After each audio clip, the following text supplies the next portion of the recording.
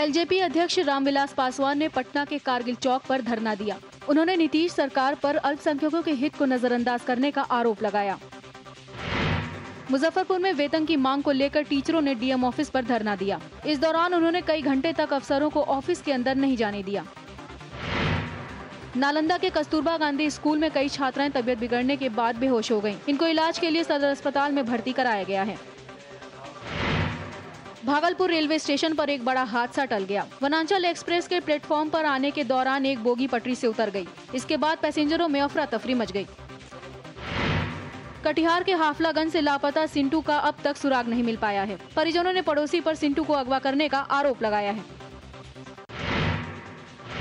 गिरिडीह में मारपीट के नए विवाद में फंसे जेवीएम नेता।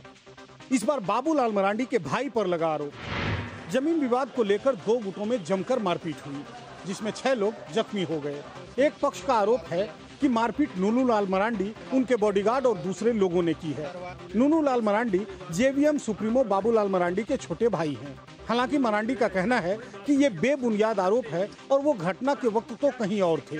पुलिस ने दोनों पक्षों का बयान ले लिया है, जिसके आधार पर आगे की कार्रवाई की जाएगी। 2 दिन पहले ही जमुआ के विधायक चंद्रिका महथा के इशारे पर उनके रिश्तेदारों द्वारा तारा देवी नाम की एक महिला की जबरदस्त पिटाई किए जाने की बात सामने आई थी। जेवीएम विधायक महथा ने इन आरोपों को बेबुनियाद बता दिया, लेकिन उनके पक्ष के कुछ लोगों पर केस जरूर हुआ। अभी विधायक चंद्रिका महथा का विवाद थमा भी नहीं था कि नया मामला सामने आ गया। जेवीएम की इससे बड़ी किरकिरी हो रही है। हवा का शौक किनारे, अब तो बस जान की फिक्र। झारखंड के मंत्री हुए सावधान। सीएम के हादसे के बाद किसी ने भी नहीं मांगा हेलीकॉप्टर। वो तो चमत्कार ही था कि सीएम अर्जुन मुंडा हेलीकॉप्टर हादसे में बच गए थे। चोटें ऐसी लगी कि 2 महीने हो रहे, अब तक मुंडा पूरी तरह से ठीक नहीं हुए। इस हादसे के बाद झारखंड के मंत्री सतर्क हो गए, जिनको सबसे ज्यादा हवा में सफर करने का चस्का चढ़ा रहता है। आलम यह है कि हादसे के बाद किसी ने हेलीकॉप्टर की मांग नहीं की। सबका हेलीकॉप्टर प्रेम छूमंतर हो गया। आजकल सब सड़क के सहारे ही शिलान्यास और दूसरे कार्यक्रमों में जाते हैं। सही भी है कि हवा में आफत भला कौन मोल ले। सरकार का अपना हेलीकॉप्टर खरीदने का प्लान भी अटका पड़ा है, जबकि इसके लिए 10 करोड़ का बजट बना रखा है। जमशेदपुर के धान चापसी गांव में rural school for skill development Gurukul बनेगा। सीएम अर्जुन मुंडा ने इसको लेकर एक MOU पर दस्तखत किए। धनबाद के झरिया में बिजली की किल्लत को लेकर जमकर बवाल हुआ। गुस्साए लोगों ने बिजली ऑफिस में तोड़फोड़ करने के साथ ही सड़क पर भी हंगामा किया। हूल दिवस पर राजधानी रांची समेत झारखंड के तमाम हिस्सों में स्वतंत्रता सेनानी सिदू कान्हू को श्रद्धांजलि दी गई। रांची में जेवीएम के अध्यक्ष शिबू सोरेन ने इसकी मूर्ति पर फूल माला चढ़ाई। इसके अलावा सिदू कान्हू के गांव साहेबगंज के भोगनाडी में भी नेता उनको श्रद्धांजलि देने पहुंचे। रांची में 9 दिनों तक मौसीबाड़ी में रहने के बाद भगवान जगन्नाथ भाई बलभद्र और बहन सुभद्रा के साथ अपने घर लौट आए। इस दौरान उनके दर्शन के लिए श्रद्धालुओं का तांता लगा रहा।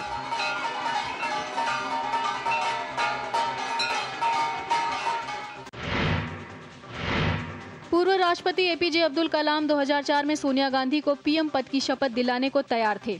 कलाम ने लिखा है कि अगर सोनिया दावा करती तो उनके पास कोई विकल्प नहीं था। इसके खिलाफ उस वक्त तमाम राजनीतिक दलों का कलाम पर दबाव था। RJD सुप्रीमो लालू प्रसाद यादव राष्ट्रपति पद के लिए न सिर्फ खुद प्रणब मुखर्जी को समर्थन दे रहे हैं, बल्कि दूसरों से भी समर्थन की अपील कर रहे हैं। उधर जेवीएम सुप्रीमो शिबू सोरेन ने संगमा पर निशाना साधते हुए कहा कि जरूरी नहीं कि आदिवासी ही राष्ट्रपति बने।